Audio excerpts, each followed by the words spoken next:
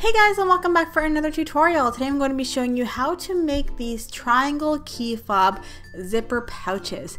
They are so handy. I made two different versions for you guys, a small one and a large one. The small one is perfect for a small bit of coin, or if you have maybe a USB stick you need to keep on you.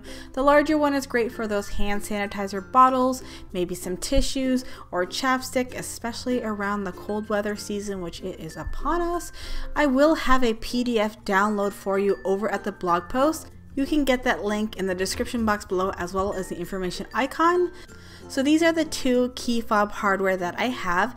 So one is smaller for my smaller version, and then I have a larger one that's more sturdy for the larger pouch. I will have a link for these over at the blog post, as well as more links for materials and tools that I like to use in all of my tutorials. I will be making the larger version. I'll be making it out of a blue vinyl. That little piece of paper is the smaller version. That you'll get that in the PDF, as well as the size of the zipper and whatever else you need to know. So I'm just going to take my zipper with the zipper pull towards the pretty side of my vinyl, and I'm just going to line that up with the diagonal side of my pattern piece. And then I'm going to sew down along the zipper teeth. I did switch over to a zipper foot. If you're new to zipper feet, I will have a video linked in the information icon, so you can go over there and learn all about zipper feet. And then after I'm done that, then I'm going to flip it right sides out, and I'm going to do a top stitch right along the zipper again. And I like to usually bump my stitches up to about a 3, just because I think it looks a little bit nicer, but normally I am working at a 2.5 throughout the rest of the project. So after that, we're going to pull it out of the sewing machine, and then we will attach the vinyl to the other side of the zipper, making sure that your vinyl is on the top of the zipper. And then we will make sure that our vinyl is also placed on the zipper like the other side. So if you have to draw a straight line across the top of the zipper so that you can make sure that the top of the fabric is in that exact same spot, you can do that. As you can see, mine is a little bit crooked right now actually, but I did end up fixing it later on. So I'm just gonna sew right down that edge, and then we're gonna open up the zipper, and that's gonna allow us to have access to that seam.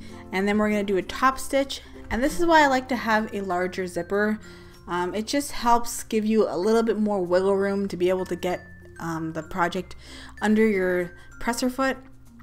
If there's, you know, a smaller zipper, then it might be a little bit harder when you get up to where the zipper pull is.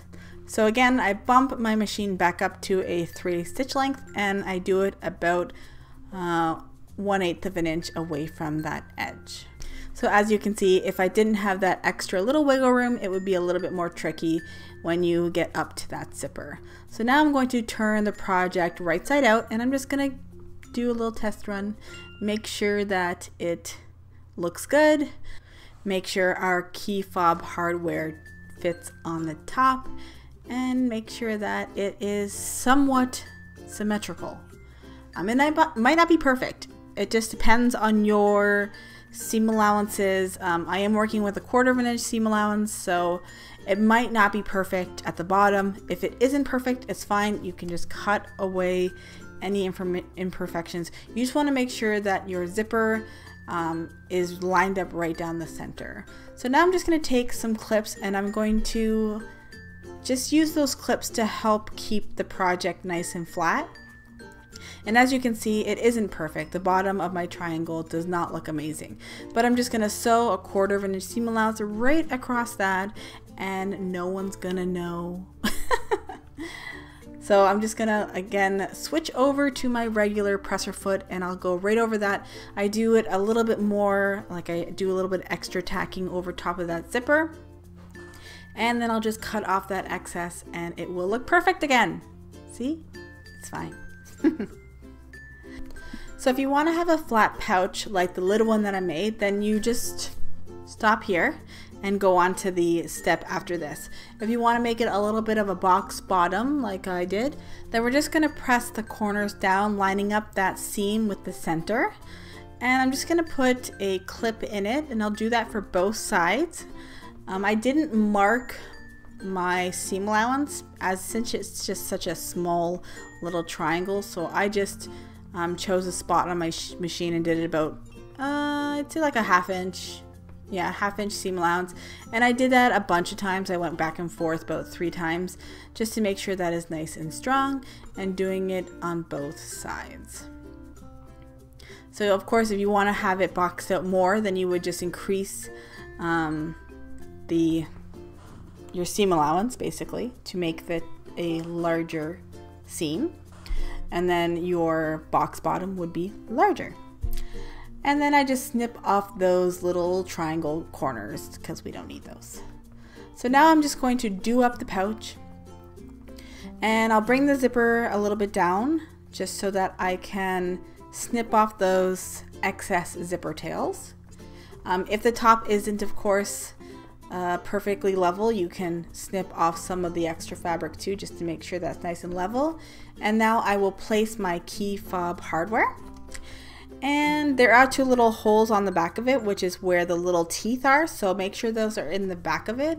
And I don't have a key fob hardware pliers, but they do have them, so I'm just using needle nose and some fabric to protect the metal, but they do have them, so I'll have those linked at the blog post also. They're wonderful, especially if you are making a lot of these pouches and they have a plastic coating on them to protect your hardware. And then after that, I'm just going to add a key ring and a little tassel just to be extra cute. And these are such a great seller if you like to do craft fairs and things like that. They're so fast to whip up, and you can make a ton of them in no time. So I hope you enjoyed the tutorial. If you make it, I would love to see it. So definitely follow us over on the Facebook group and Instagram. All those links are in the description box below, so you can show us a picture of your triangle key fob zipper pouch. So cute. Thank you again so much for watching and all your support, and I'll see you guys in my next tutorial. Bye guys!